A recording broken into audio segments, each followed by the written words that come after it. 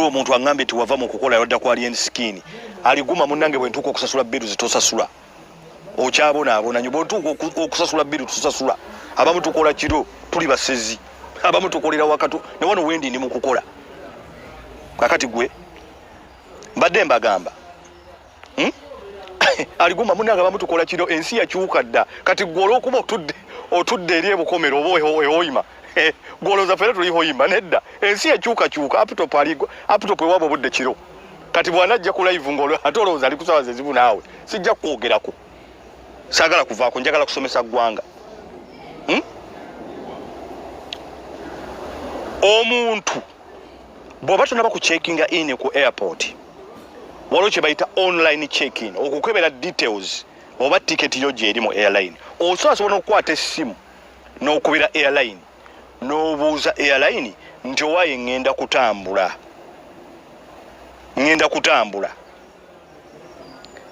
ngenda okutambula kuno am I booked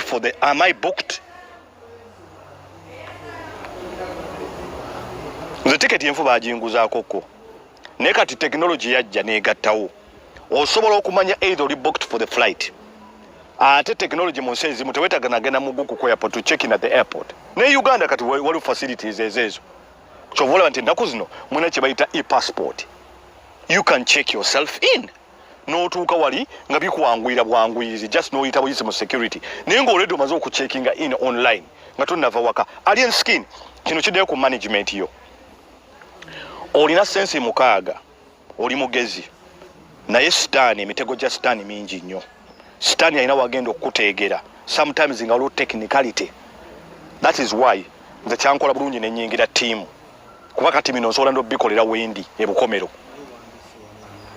bampa bowi details nengenda nenkucheckinga in nga ndi wano wendi nenkucheckinga in nenkubulya nga tonaba kujja kigere waka nenkugamba nti you are now confirmed for the flight. All you need to do is to go through security. N'abantu bennyini abagenda okutambula ndi bukomero abalwa abuuza nti ndi ludda ndi bukomero wane bukomero wendi nsobola okucheckinga in nemmanya nengamba nti kakati alien skin you are good to go nenkugamba nti semakula yo good nawe kenyino nsobola kikolera ku simu yo olingenda kulinya nyonyi kiina kulinya Emirates nti Emirates nga tekamu passenger gundi ngagamba nti go self check in ngogenda mu self check in weri gundi weziri nga we checkinga in bw'oba toli schedules to fly era bajja kuwevinga ticket they will tell you straight away nti we are very sorry tetukulabako ku gundi ku itinerary y'abantu bagenda okutambula kubanga buli wogula ticket ng'oli confirmed olunaku lw'ogenda airline efulumya ennyonyi efulumya list yabagenda okgendera ku nnyonyi eyo kyovola kati eyo information gye bafeedinga wali ku check in kati bw'ogenda okwecheckinga in era kiba kitaalinga naye toyinza kwecheckinga in nga toli scheduled to fly if you're not scheduled to fly. Kati this is what they did to alien skin.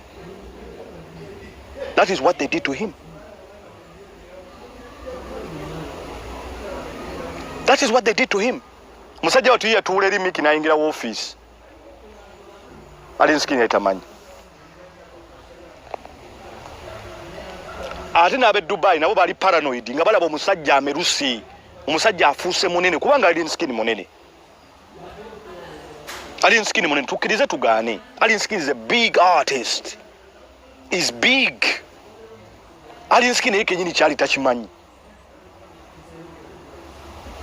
Ye kyali kyenyini takimanyi. Alien skin yakera ku maja n'alonda billion shillings oba $1 million n'agiteeka mu nsawo kiringa ku makera ku macha n'olonda million ya dola emu ng'ogironze ku mulyango nga badde tolina plan with $1 million. What are you going to do with $1 million? That is what is happening to alien skin. Never promoter but promoter ba UAE muli bantu babi. You are bad. Omusajja ono mwali muyinza omukubisa omuzinga singa yali ku airport nga si yansi. Omuzinga gwali guyinza okumukuba kubanga ekyo bakita deception. Ekyo bakita deception. On top of it, mwekwata bo video waliwo omuvubuka oyo alina omutwe akavubuka kalina omutwe ogwo kalinga ogw'ensene n'akavubuka kambala ebigalubindi. Mu psychology omuntu yenna babanga akunnyonnyola amazima nga ayambadde galubindi aba alimba. Oyo omuvubuka alina okujjako galubindi atunula abantu mu mmunye. atunula abantu mu psychology omuntu yenna kyova olaba wano bw'oba oyogera n'abantu bakutunula mu maaso. They look at you in the eyes will never lie. Amaaso gano g'olaba, they are the windows to the soul. Beekwata video nga video zo ziri backdated. Kati tudde ku kya Miki agenda emakine. Miki yagamba mu ka video akamu baamukwatanga ayogera nvuka bamita simanyi Miki wame Miki fane whatever.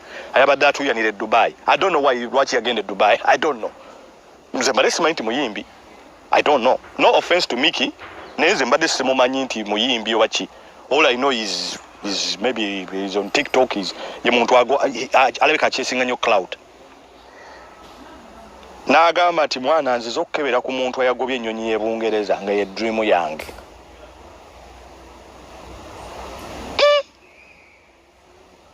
Ogenze Entebbe tiketi bazisazizzaamu Miki. Okitegedde omubanda osirise. Omubanda kibanda omuvuzi omuzizza emakine tomubuusizza. Okutte essimu okubidde balino bagamba waayi. Omusajja byaddala agenda kugenda ne tiketi mwakoze mutya. Omusajja tomugambye. Kale jjukira watambudde naye. Nze bwe mba kibanda ntandika okutya. Oyinza n'okutambula n'ebintu nga sibitegedde n'onkubisa omuzinga. Sitaani ayinza okukozesa kikiri kibayita new devils. Omuntu agenda okukola ekintu ebiseera ebisinga tabeera wala. Bwe baba bewaka omuntu abakoze olukujjukujju lw'okubabba ewaka. Muntu abeera waka omubbi tayinza kujja n'amanya nti olina miliyoni 2 wansi w'omufaliso. Omubbi tasobola kujja n'amanya nti olina miliyoni 2 wansi w'omufaliso ng'omuntu w'omu nnyumba onalaba miliyoni 2 taliko mu luku olwo. Omusajja n'otambula naye tiketi nga nfu n'otamugamba mwana ntandika okutya kibanda tandika abantu abamu okubeera ng'obeesalako.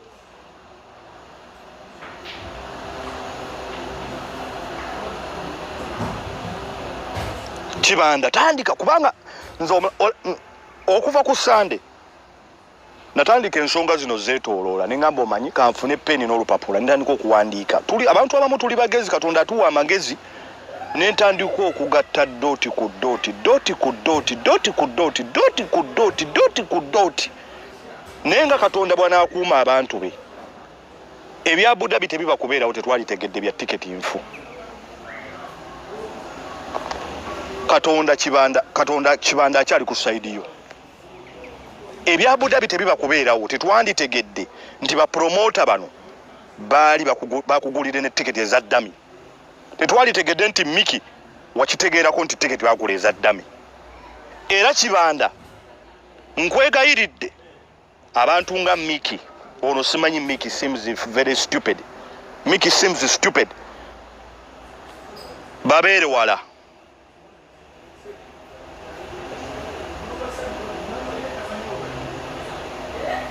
Babeere wala. Miki seems stupid. Mubeere wala. Kubanga omuntu bw'atyo asobola okuba n'ekintu nga tutambula nakyo ku flight. Omanyi obusiru. Omuntu nga musiru nga talowooza wala. Kati saawa zino abadde mukwano gwa kibanda abadde asobola omuyirawo omubiri. Ne kati golooza ti kibanda information eno yagifunye mu mutwe gwe.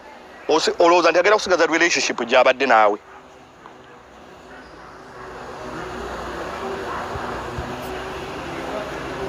Olowooza agenda kusigaza omukwano gwe gumu gw'abadde naawe.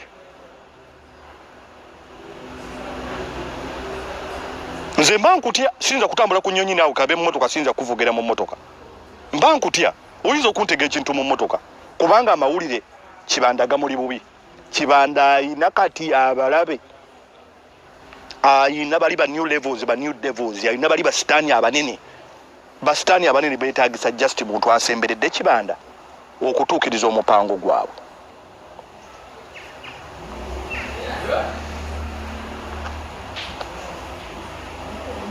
Yes, niwankubadde yali ayagala kibanda ogenda okuperforminga n'ekyaliwo omubuusa n'omugamba omanye kibaddewo ku airport okimanyi nti abayaye batuwadde tiketi za kikwangala ebyekiyayi biba byakiyayi omuntu omutuuza muno mugamba kuba musajja watu innocently yaita manyi kuba yatuka ku airport n'abagamba bati bannaye zegeri gye sina mu ngugu mundeke ngende. That is why bwowe tunula body language ya Kibanda ne ku show ya Dubai Kibanda he was not himself.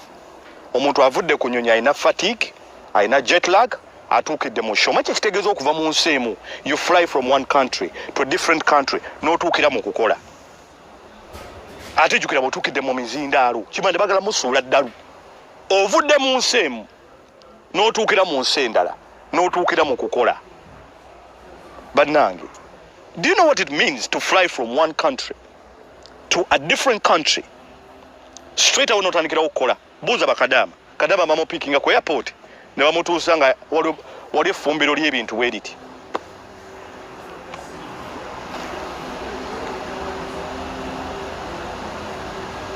nkugambye omuntu okuva kati gwe kiringa omuntu kulinnya ennyonyi n'otuukirawo oba n'otukaa kati flight ebadde say for example kati ensi eziri okumpi wane ne mu Europe United Kingdom ne bakutuusa ng'obadde Uganda ennyonyi n'ekutuusa United Kingdom ne bakuweerawo omulimu okolerewo obwongo bwo buba tebunnatandika kutereera era Kibanda bw'omulaba demina ye mu show ya Dubai njagala otunuulira demina ya Kibanda yaliwo yesinga bw'omanyi nti fighter naye yayitaliiwo emitawana gyali mingi nnyo okutuuka awo bali gyali agenda okuyimba bayite bakakasa nti agenda kujja lwaki okusinzira ku kiki yali afuuse ate nabo okuprotectinga interests zaabwe ne bakola ekyobusiru ne bakola ki ne bamutega ebicyopuli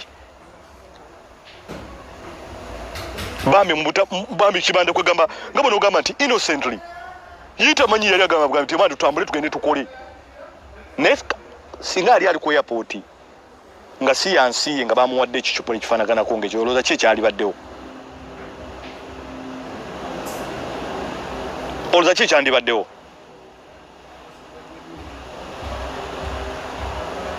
Kibanda singa ali mabega wa mitayimbwa Miki Kibanda tagenda kuddamu kwesiga take my words for it Kibanda agenda kubanga akuli wala nnyo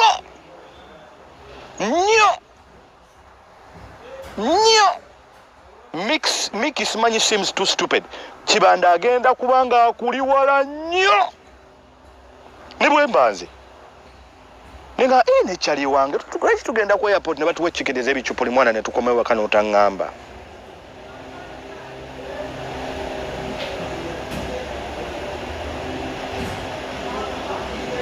lwaki tugenda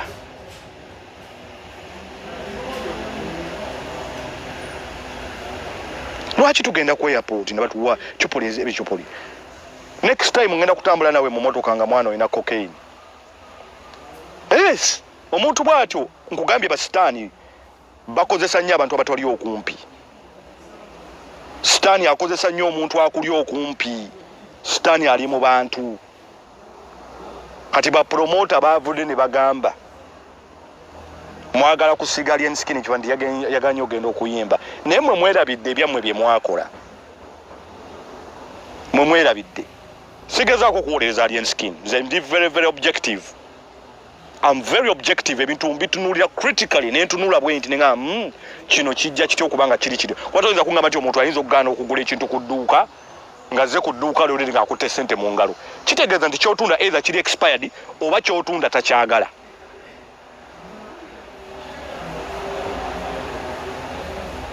omuntu kitwale nti Kibanda yali akutte ssente mu ngalo azze ku dduuka lyo byotunda tayinza kugaana kugula kintu kiri mu dduuka nga tekyazze okugula either kiri expired kyotunda oba kyotunda takyagala Kibanda yajja ku live ng'agenda kuyimba ng'agenda Abu Dhabi ewa Umaru Kiseka kala toyinza kugamba nti ate Kibanda yatuuka mu kkubo n'agaana okugenda ng'oluli yavudde Uganda ng'ekyamuleesi teyajja Dubai kukyala Kibanda was on work yali azze kukola